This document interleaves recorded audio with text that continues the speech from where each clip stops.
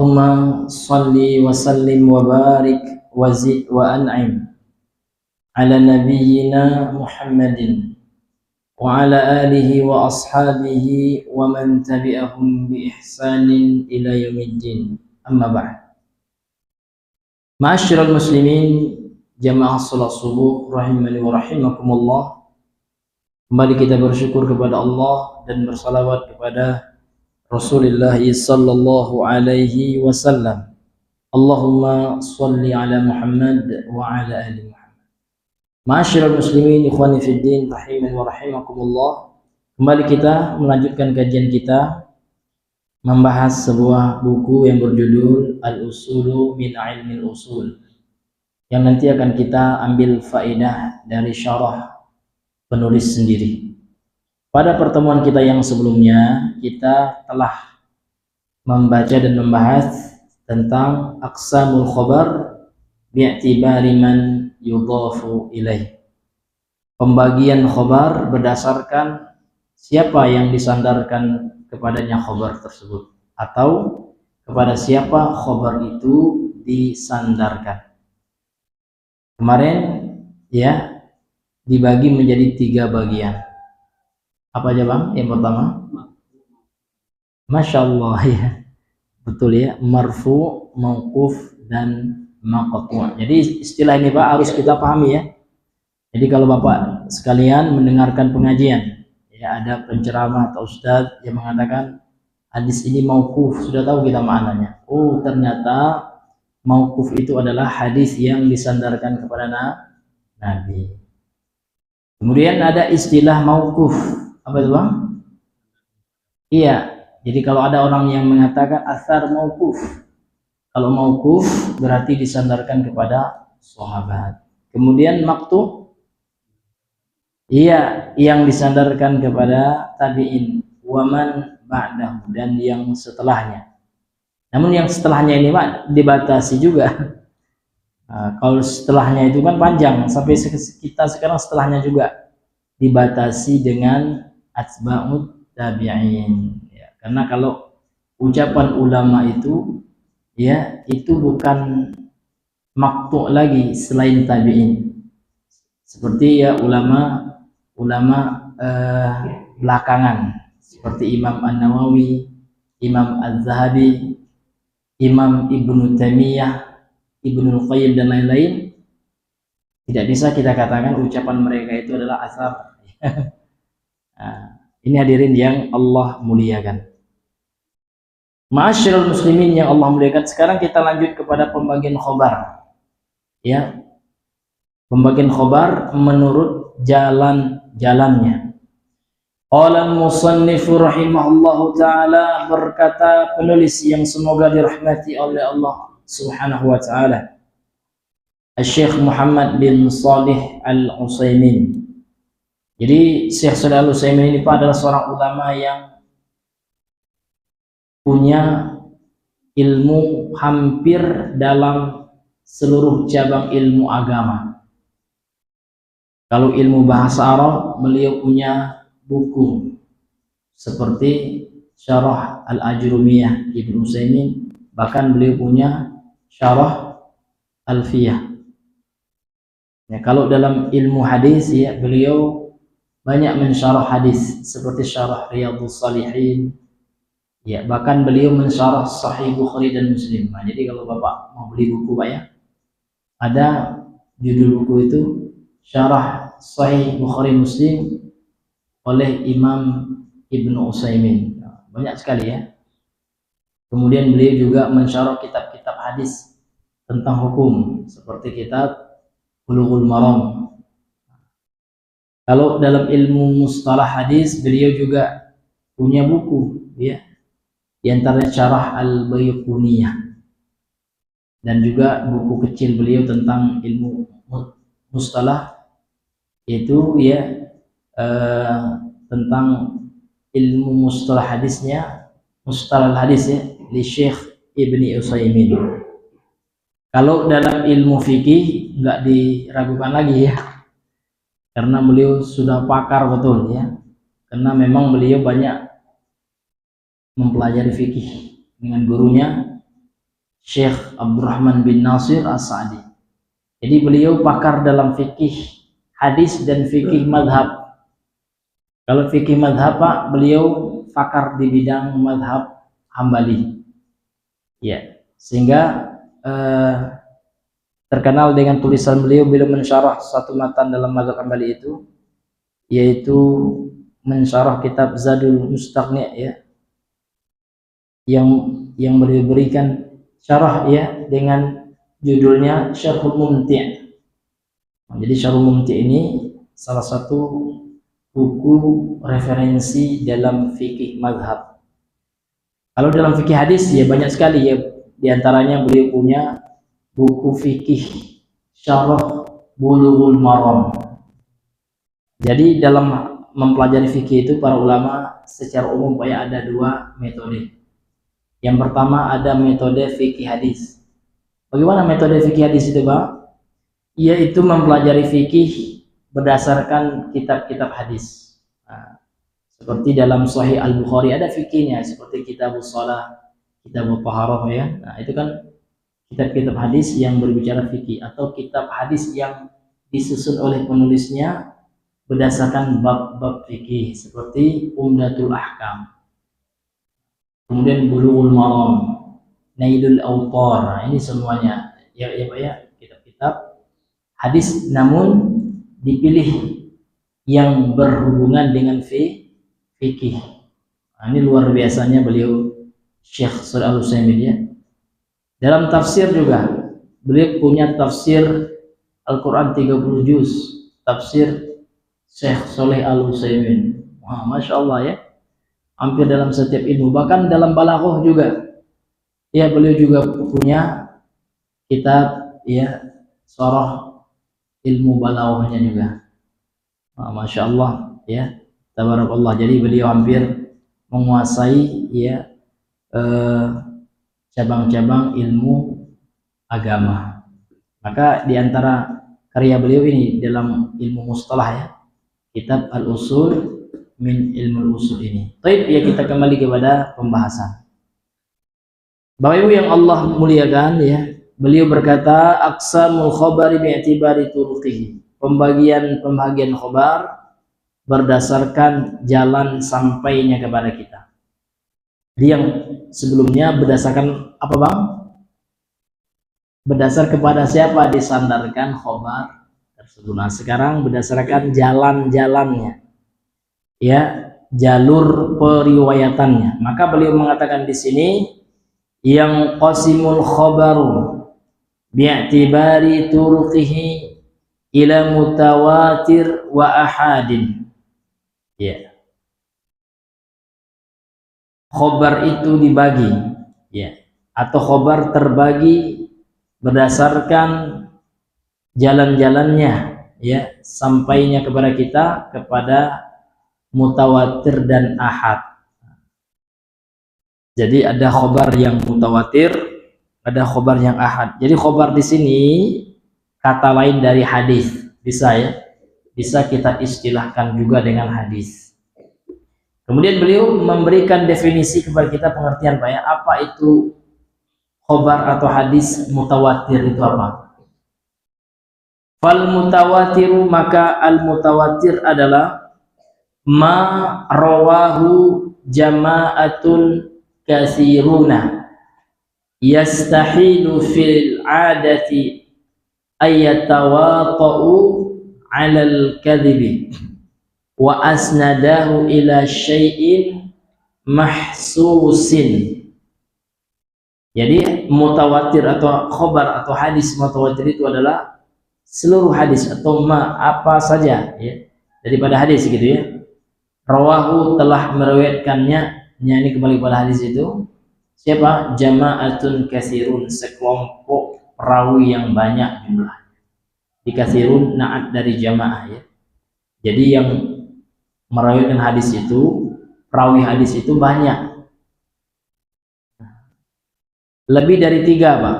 Karena kalau 3 masih ahad, ya kan, ada kalau 1, 2, 3 itu ahad.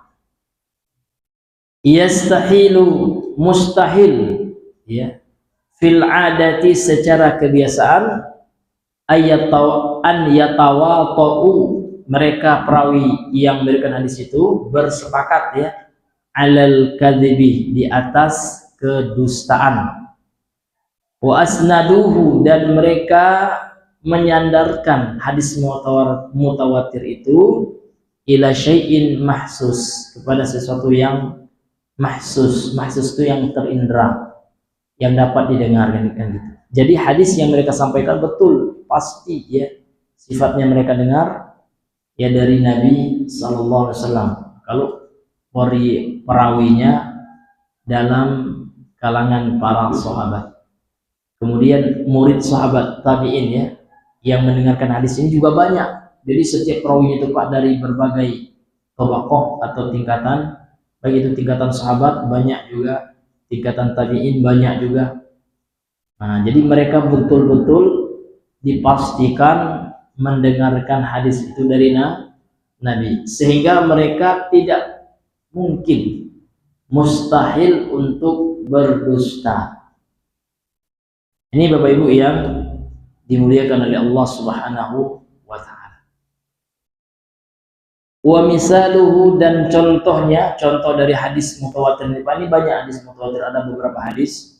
Di antara contoh yang sangat masyhur ya, yang sangat populer adalah sabda Nabi sallallahu alaihi wasallam, man kadzdzaba alayya muta'ammidan falyatabawwa maq'adahu minan nar.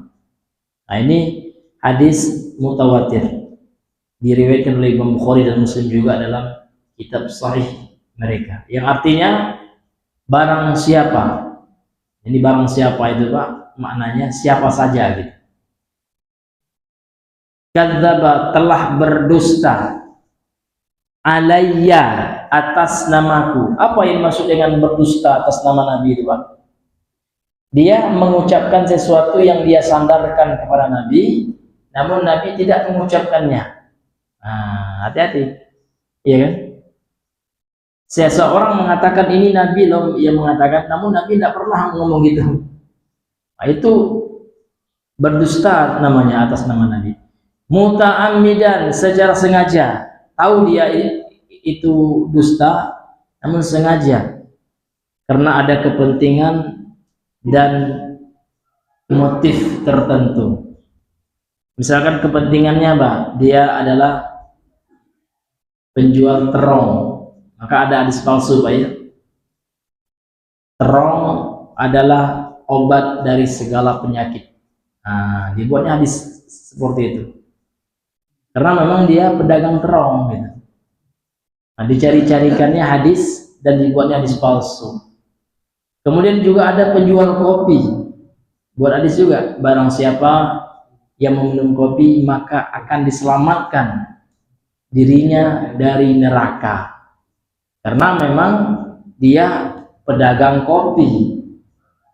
Nah, maka kalau ada orang memang sengaja berdusta, menyandarkan sesuatu kepada Nabi, maka ancaman dari Nabi akan disiapkan baginya maq'ad, ya maq'ad ini tempat duduk di neraka. Artinya sudah dikapling oleh Nabi suatu tempat di neraka baginya. Artinya ini bukan dosa kecil, ini dosa besar. Maka untuk itu Pak, sebelum kita menyampaikan hadis, mesti kita pastikan dulu ya, apakah hadis itu betul dari Nabi atau tidak.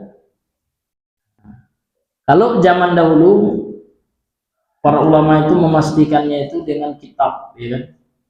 Ya, baca Sahih Bukhari, Muslim atau kitab hadis, ya kan? Dipastikan hadis itu dengan melihat referensi buku. Nah, kalau zaman sekarang sebenarnya kita sudah banyak kemudahan, fasilitas, teknologi ya Pak ya. Maka bisa Bapak lihat di aplikasi atau di Google, ya kan? Karena Google ini Pak sebenarnya adalah database ya, tulisan-tulisan orang. Maka kita lihat channel yang kita yakini dia amanah, channel Ahlussunnah misalkan. Ada Pak ya channel-channel di Google itu yang diasuh oleh Ahlussunnah, yang memuat aplikasi untuk mencari hadis. Nah, jadi sebelum kita menyampaikan hadis hendaknya minimal Pak ya. Kalau kita mungkin tidak ada buku hadis yang lengkap, kutubus sittah tidak ada ya kan, kutubus tis'ah tidak ada, kitab al-masanid ya musnad Imam Muhammad, musnad at-Tayalisi, musnad Abdul Razak, kan tidak ada kita bukunya misalnya. Nah, bisa kita menggunakan aplikasi itu ya kan. Nah, kita tinggal mengetik saja. Apa ya? Nah, kita pastikan dulu ini betul tidak hadis ini dari Nabi, ya kan? Nah, kemudian dalam aplikasi itu Pak sudah ada keterangannya nanti ya. Biasanya sudah ditakhrij gitu ya. Ada keterangannya apakah hadisnya dhaif ya kan? Nah, apakah hadisnya hasan gitu. Maka intinya Pak jangan kita asal mengatakan dari Nabi. Seperti ada sebagian teman-teman saudara kita juga yang hobi berdakwah, ya kan? Ini luar biasa semangat dakwahnya, sampai mereka terkadang bikin jemaah jalan kaki gitu ya. Padahal sudah ada mobil, ya kan? Nah, Nabi jalan kaki dulu, lihat keadaan juga gitu Pak ya. Pada masa beliau terkadang belum ada sarana transportasi, bahkan Nabi pun terkadang tidak ada juga jalan kaki, pakai onta, pakai kuda ya kan. Nah, ini dibuat jamaah jalan kaki ya kan. Nah, kemudian disuruh berceramah. Nah, padahal baru tobat. Supaya sampai pernah teman menyampaikan ada jamaah yang mengatakan Nabi bersabda ya, sampaikanlah dariku walaupun kau tidak tahu. Ya, itu hadis Pak, hadis katanya. Subhanallah, sampaikanlah dariku kata Nabi walaupun kau tidak tahu. Setahu saya Pak ya hadis itu baligh anni walau ayah gitu ya, sampaikanlah dariku walaupun satu ayat, bukan sampaikanlah dariku walaupun kau tidak berilmu gitu. Maka jangan kalian bilang yang berdakwah itu orang berilmu saja, kan Nabi bilang kan ya, sampaikanlah dariku walaupun engkau tidak berilmu, kan kalau tidak tahu tidak apa-apa sampaikan, yang penting sampaikan. Nah, sehingga ngelantur kemana-mana itu bahaya. Bapak Ibu yang dimuliakan oleh Allah, maka bahaya sekali Pak ya kalau ada orang yang bilang hadis Nabi seperti itu ya kan. Contoh ya, banyak di tengah masyarakat yang mengatakan hadis Nabi itu ini Pak ya, an-nazafatu minal iman. Tidak ada hadis seperti itu. Itu pepatah Arab ya Pak ya, itu bait pepatah namanya nasar gitu ya. Karena pepatah Arab itu ada dua bentuknya, ada bentuk nazam, itu bentuk syair gitu ya, bentuk puisi dia. Nah, kemudian juga ada bentuk ungkapan, itu namanya nasar. Nah, itu ungkapan Arab yang ada hadisnya ya, at-tuhru itu ada ya, at-tuhru syatrul iman, itu ada. Kesucian itu adalah bagian daripada keimanan. Itu bisa dicek ya, bisa dipastikan datanya ada. Sementara an-nazafatu, kebersihan itu ya, minal iman, nah ini tidak ada. Nah, kemudian ada juga hadis yang mengatakan, padahal ini perkataan Imam Ahmad ya, bukan hadis, ini perkataan ulama. Jadi kalau perkataan ulama itu Pak bisa kita tidak pakai, dia bukan nas gitu ya. Tapi kalau perkataan Nabi itu wahyu, itu nas yang tidak boleh kita kritik ya, tidak boleh kita tolak. Kata mereka, Nabi bersabda, utlubul ilma minal mahdi ilal lahdi. Tentulah ilmu itu dari buayan gitu ya, sampai ke liang lahat, sampai ke kuburan. Ini hadis Nabi katanya, padahal tidak ada. Kemudian kata Imam Ibnul Jauzi juga, Imam Ibnul Jauzi ini Pak ulama hadis juga, ulama fikih, kemudian ulama tazkiyatun nufus ya, dia punya buku judulnya Al-Mawdu'at, kumpulan-kumpulan hadis palsu. Nah, kemudian ulama kita, ulama kontemporer ya kan, bikin juga buku yang sama judulnya Al-Silsilatu ya, Silsilatu Ahadis Al-Mawdu'ah, Imam Al-Albani ya. Jadi dalam kitabnya Ibnul Jauzi itu yang judulnya Al-Mawdu'at itu, beliau menuliskan kumpulan hadis palsu. Nah, di antara contohnya adalah banyak masyarakat yang menyampaikan utlubul ilma walau bisin, ya. Tuntulah ilmu itu walaupun ke negeri Cina. Nah, ini palsu, Bapak ya. Palsu, Nabi tidak ada bilang seperti itu. Nah, sebagaimana dikatakan oleh beliau, ya, mencantumkan itu ke dalam kitab beliau, kumpulan hadis palsu. Maka hati-hati, Pak ya. Nah, niat kita baik nak menyampaikan hadis, ya Pak ya. Ternyata kita diancam masuk neraka karena asal bunyi kan gitu. Tidak mengklarifikasi dulu apakah hadis itu benar atau tidak. Nah, ada juga orang yang mengatakan makanlah kalian itu sebelum kenyang. Sebelum kenyang. Makanlah kalian itu sebelum lapar dan berhentilah sebelum kenyang. Ini palsu juga. Iya, kalau nak seperti itu silakan, tapi jangan bilang itu Nabi. Ada pula orang sekarang Pak buat resep-resep makanan, ya kan? Resep-resep kesehatan lah. Dibuatnya judul jurus sehat ala Rasulullah. Itu bahaya sekali, ya kan? Kalau dia menyadarkan kepada Nabi namun tidak berdasarkan hadis. Kage resepnya tempe, mana orang Nabi makan tempe gitu Pak ya. Iya, tempe itu bagus dicampur dengan kurma katanya. Memang betul kalau secara ilmu dunia, tapi jangan disandarkan kepada Nabi. Kalau disandarkan kepada Nabi, konsekuensinya kita harus mendapatkan dalil gitu. Ada nggak hadis Nabi makan pakai tempe, kan? Campur kurma ada juga Pak. Nah, ini syubhat itu memang luar biasa. Nah, maka hati-hati Pak, kita jangan terkena syubhat yang seperti itu. Orang menyandarkan banyak kepada Nabi, ini kata Nabi, ini cara Nabi, ya, padahal tidak ada dalilnya. Dan tentu ini akan menyesatkan yang seperti itu Pak ya. Wallahu taala alam. Ini contoh ya dari hadis palsu itu. Itu hadis palsu juga. Ya, resep gitu ya ala Rasulullah. Jadi salah satunya makan tempe dengan mana ada Nabi makan tempe gitu. Tempe itu Pak produk ya, produk asli Nusantara itu. Nah, karena tidak ada tempe ya, orang buat tempe di masa Nabi. Ya, jangankan di masa Nabi, sekarang pun orang Arab tidak ada yang bikin tempe gitu kan. Padahal sudah maju nih. Ya, ini ya Bapak Ibu yang Allah muliakan. Ya, kemudian kita lanjutkan. Pembagian yang kedua adalah hadis ahad. Nah, tadi mutawatir sudah. Wal ahadu ma siwal mutawatiri. Hadis ahad adalah yang selain hadis mutawatir. Jadi kalau hadis mutawatir perawinya banyak, mustahil secara kebiasaan mereka perawi yang banyak itu berdusta kan gitu. Nah, kalau hadis mutawatir, kalau hadis ahad tentu perawinya terbatas Pak.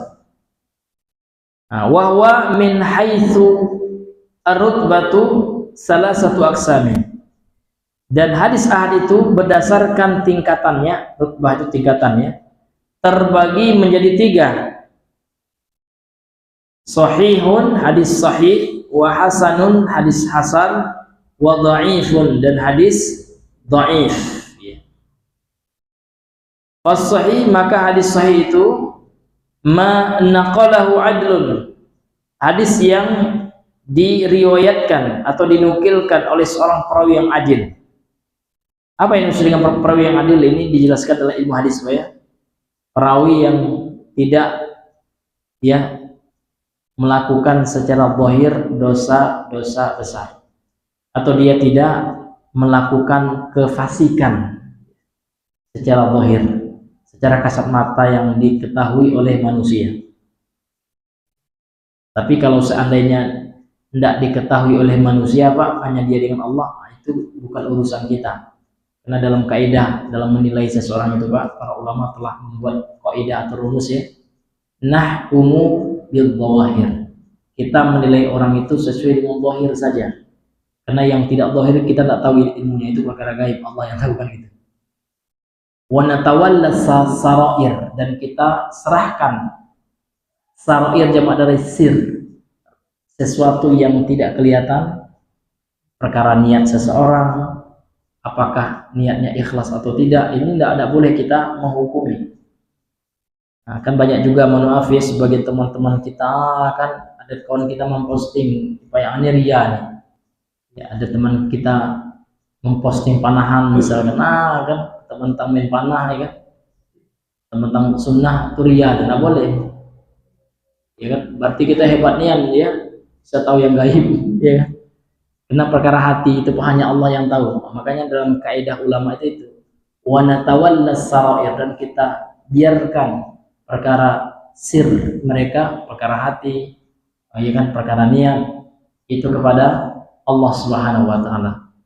Jadi kita jangan mengambil tugas Allah, karena untuk menghisap hati orang itu hanya Allah. Jangan pula kita menghukumi, karena yang bisa menghukumi orang itu ikhlas atau tidak ikhlas itu Allah. Jadi kalau kita menghukumi orang itu tidak ikhlas, tidak orang itu, artinya kita mengambil peran Allah. Jangan sampai pula kita ingin menandingi Allah pula kan gitu. Jadi dalam kaidahnya seperti itu, supaya kita menghukumi orang itu secara zahir aja. Secara zahirnya dia tidak sholat, memang salah bapak itu kan, dia tidak sholat gitu. Secara zahirnya dia memang tidak sholat. Tapi kalau dia sudah sholat, tidak boleh walaupun sholat bapak itu, kalau menurut saya tidak ikhlas bapak itu. Na'udzubillah itu, tahu dia tentang niat sesuatu kan itu Pak ya. Nah, bahkan dalam Islam kita disuruh untuk husnuzon.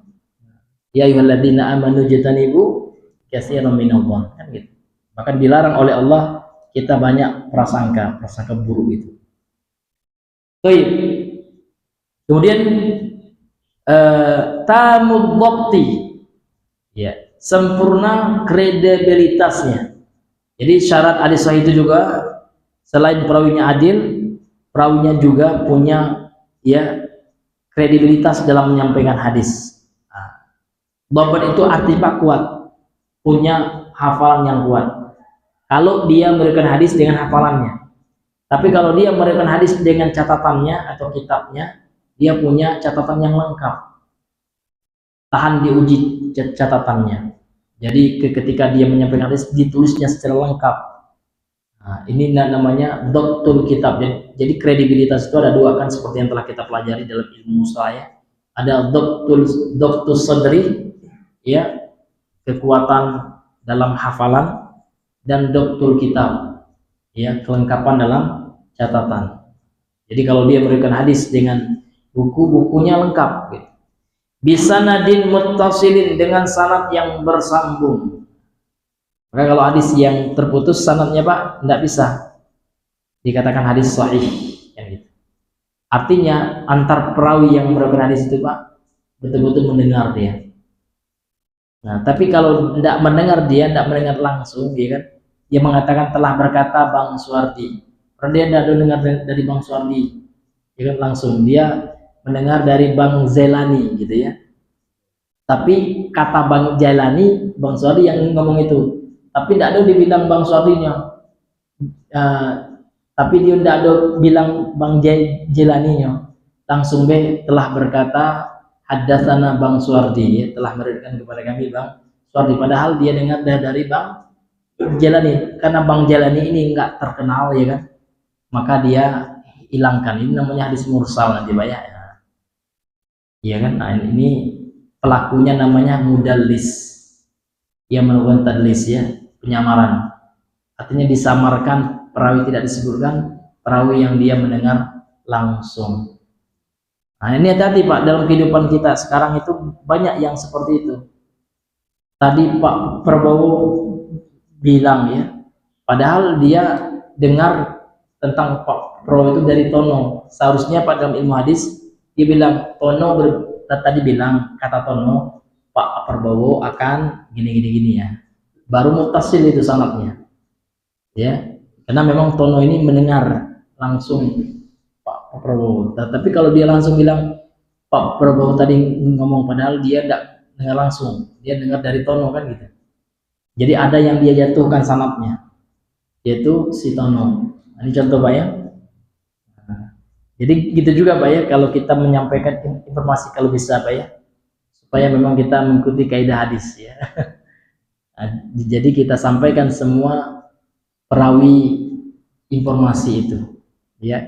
Tapi kalau ada perawinya yang tidak kita sampaikan, nah itu dalam kaidah hadis sudah ya, ada sanadnya yang terputus itu ya kan, otomatis hadisnya nanti dhaif.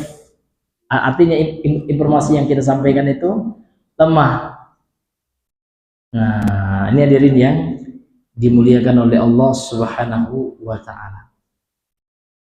Wa khala minasyududi wal illatil qadihah. Kemudian ya, terhindar dari syadz. Nah, dan dari penyakit yang qadihah. Yang qadihah itu Pak, yang merusak kesahihan hadis. Nah, jadi penyakit-penyakit hadis itu ada. Nah, ya kan, seperti dalam ilmu nanti Pak ya, dalam ilmu ilalul hadis ya, penyakit-penyakit hadis. Dan ini Pak dikuasai oleh ahli hadis. Nah, sekarang kita kan sudah digampangkan. Ahli hadis sudah mentakhrij hadis ya. Sudah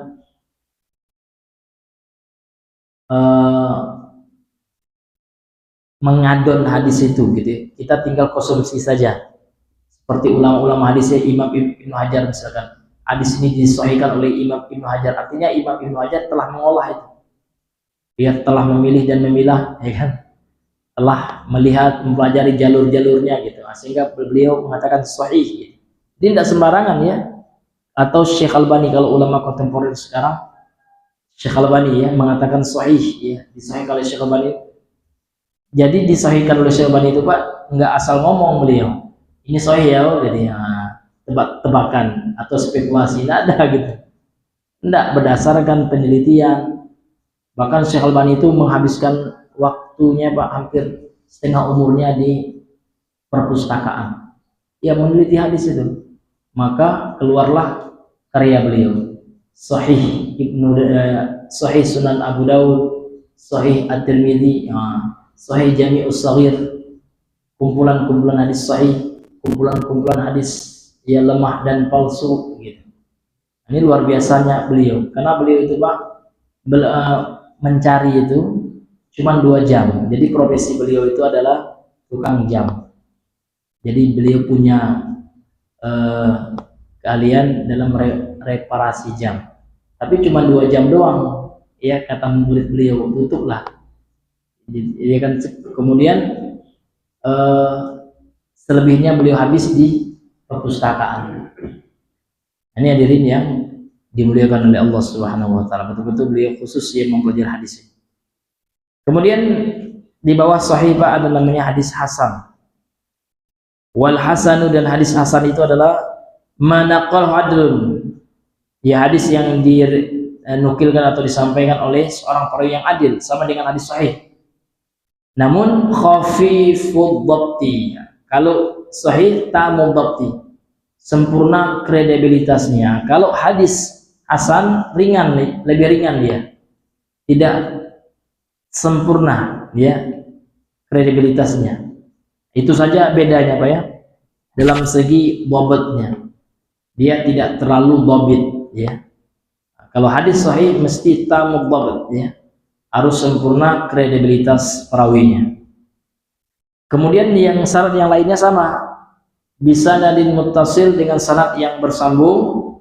Kemudian wa khala minasyududi wal illati al qadihah, dan dia ya selamat dari syadz ya, dan penyakit-penyakit yang mempengaruhi kehasanan hadis itu.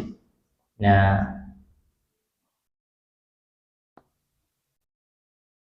kemudian hadis hasan ini kata beliau wa yasilu ila darajatis sahih. Hadis hasan ini kalau sampai kepada derajat hadis sahih, idza ta'addadat turuquhu, kalau seandainya jalannya itu beragam, artinya banyak jalan periwayatan hadis hasan itu. Jadi hadis hasan itu Pak banyak penguatnya. Ya, tidak hanya satu jalur saja dia. Dalam hadis yang lain yang juga hasan ada juga ya makna hadis yang sama. Dalam jalur yang lain ada juga. Nah, ini dia bisa naik derajatnya, naik tingkatannya menjadi sahih li ghairihi. Maka ada istilah nanti Pak hadis sahih li dzatihi dan sahih li ghairihi. Jadi kalau li dzatihi itu memang secara sononya, dari sononya hadisnya atau secara zatnya hadisnya sudah sahih. Namun hadis yang sahih karena selainnya itu adalah hadis hasan yang punya jalur riwayatan yang banyak, sehingga dia ya naik derajat atau tingkatan hadis itu menjadi hadis ya sahih li ghairihi. Nah, jadi Pak, untuk pembahasan yang lebih detailnya ini dalam ilmu mustalah. Ini hanya beliau sampaikan secara umum ya, secara global. Kemudian tingkatan yang ketiga dari khobar berdasarkan jalur riwayatannya itu adalah wadhaif ya, dan hadis dhaif. Jadi hadis dhaif itu apa? Ma khala min syartis sahih wal hasan. Yang ya hadis yang tidak lengkap syarat hadis sahih dan hadis hasannya.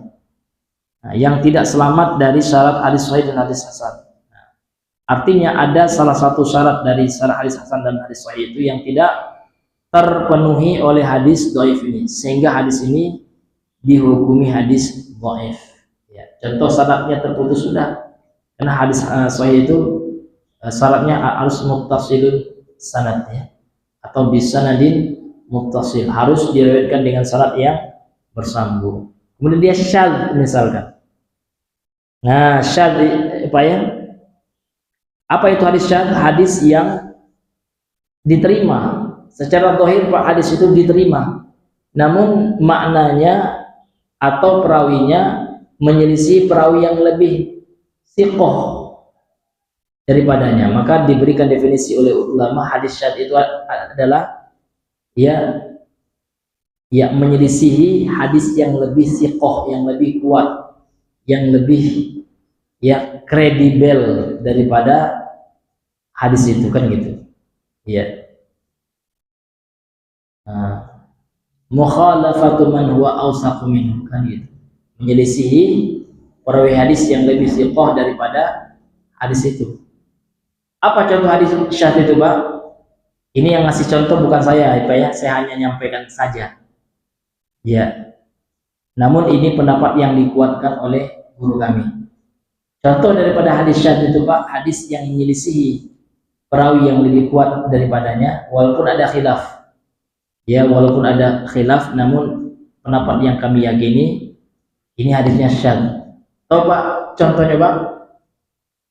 Hadis menggerakkan jari ketika sholat, dia ada dua redaksi.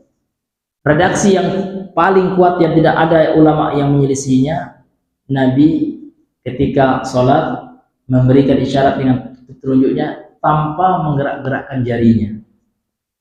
Nah, kemudian ada riwayat ya bahwasanya yang menggerakkan jari, ya Nabi menggerakkan jari, bahkan ada juga riwayat pendukungnya ya bahwasanya yang paling keras terhadap setan ya pukulannya atau pengaruhnya ketika seseorang menggerak-gerakkan jari ketika sholat. Nah, maka Syekh Muqbil, ini seorang ulama hadis di Yaman, Pak ya, Syekh Muqbil bin Wadi Al-Wadi'i, ya mengatakan ini adalah hadis yang syadz berdasarkan penelitian beliau. Dan bukan hanya beliau ya, ulama terdahulu juga seperti Imam Ibnul Qayyim, nah, juga mengatakan hadisnya syadz. Sehingga ya sebagai ulama tidak menggerak-gerakkan jari. Yang saya yakini juga ya kita tidak dianjurkan untuk menggerak-gerakkan jari, karena sebagian ulama menghukumi hadisnya syadz. Ini diantara contoh, Pak ya. Kalau syadz berarti dhaif, karena syarat hadis sahih itu adalah wa khala minasyuzuz, dia selamat, ya terbebas dari syadz. Nah, ini ya diantara, tapi ada juga sebagian ulama menganggap tidak syadz gitu ya, sahih, namun itu khilaf ya, namun yang kuat itu kan relatif. Yang kuat menurut Syekh Muqbil ya, tidak digerak-gerakkan jarinya, dan ini mayoritas ulama Yaman. Karena ulama Yaman itu, Pak, hampir seluruhnya murid Syekh Muqbil.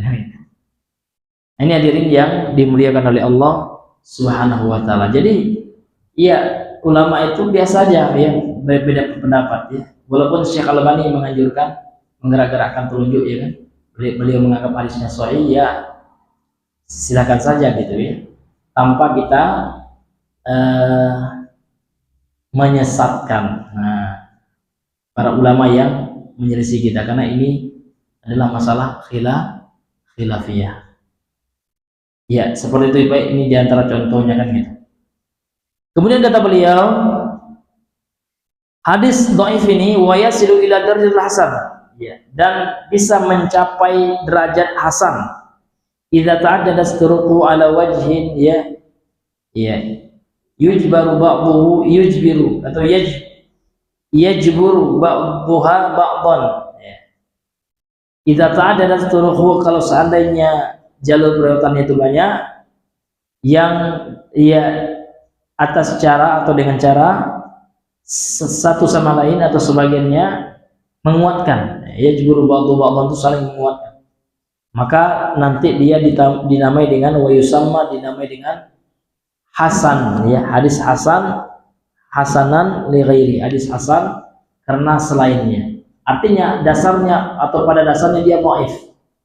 Namun hadis dhaif ini ada syaratnya pula ya, hadis yang tidak terlalu dhaif ya. Hadis yang tidak terlalu lemah. Betul dia dhaif, namun tidak sampai kepada mungkar. Tidak sampai sebagai matruk. Nah, kalau hadis matrukul hadis ini tidak bisa juga. La yujbar dia, tidak bisa dipaksakan untuk apa? Untuk menjadi hadis hasan li ghairi. Kemudian kata beliau, wa kullu hadhil aqsami, dan seluruh jenis-jenis hadis ini hujjatun, bisa sebagai dalil, bisa sebagai hujjah. Siwa dhaif, kecuali hadis dhaif, falaysa bihujjatin, maka tidak boleh jadi hujjah. Jadi kalau hadis dhaif tidak boleh, meskipun untuk fadhail anam. Ini pendapat yang kuat, ya kan? Masih banyak hadis sahih untuk keutamaan amal itu, ya kan? Karena hadis dhaif itu Pak masih ragu kita, ini ya udah dari Nabi kan gitu. Lakin ya la ba'sa bi dzikrihi fi syawahidi wa nahwiha, tapi tidak mengapa menyebutkan hadis dhaif itu namun hanya sebagai saksi-saksi, maksudnya penguat hadis yang sahih. Sudah ada hadis sahihnya, jadi kita bawakan hadis dhaif itu hanya pendukung hadis sahih. Namun harus kita jelaskan juga statusnya sehingga orang tidak supaya orang nanti tidak menyangka itu sahih. Menurut hadis yang dhaif, berdasarkan hadis sahih yang kita sampaikan tadi seperti ini. Namun ingat Pak ya, hadisnya dhaif. Dan gitu, hadisnya lemah. Contohnya Pak ya, hadis yang lemah itu ya tentang puasa. Kita sampaikan ayat tentang puasa, hadis yang sahih tentang puasa. Seperti hadis yang sahih tentang puasa itu banyak ya. Puasa itu adalah tameng kan gitu. Itu hadisnya sahih. Kemudian laki-laki yang telah mampu untuk menikah disuruh oleh Allah menikah. Kalau tidak mampu ya, maka disuruh berpuasa. Ya. Jadi puasa itu banyak manfaatnya Pak gitu ya, secara kesehatan juga. Bahkan ada disebutkan dalam hadis dhaif, boleh Pak kita sampaikan, tapi harus disebutkan statusnya. Hadisnya dhaif loh gitu ya. Jangan bilang Nabi mengatakan tanpa kita menjelaskan dhaif ini, sementara kita tahu itu dhaif, itu bisa juga nanti masuk ke dalam bentuk bohong atas nama Nabi. Contohnya Bapak, hadis dhaif tentang puasa banyak. Di antaranya adalah sumu wa tasihu gitu ya. Berpuasalah kalian, niscaya kalian akan menjadi orang sehat. Ya kan? Nah, itu hadisnya lemah. Maka kita bilang hadisnya lemah kan gitu. Nah, jadi kata beliau ya, lakin la ba'sa bi dzikri, tidak mengapa menyampaikan hadis lemah itu, namun kita jelaskan kelemahannya juga ya. Namun hanya dalam syawahid, sebagai penguat gitu ya dari hadis sahih. Artinya hadis sahih dulu kita sampaikan, wa nahwiha, dan yang ya selainnya. Wallahu taala alam bisawab. Nanti syarah singkatnya Pak, ini akan kita bahas pada pertemuan yang berikutnya. Wallahu taala a'lam bissawab. Subhanakallah bihamdika asyhadu an la ilaha illa anta astaghfiruka wa atubu ilaik. Assalamualaikum warahmatullahi wabarakatuh.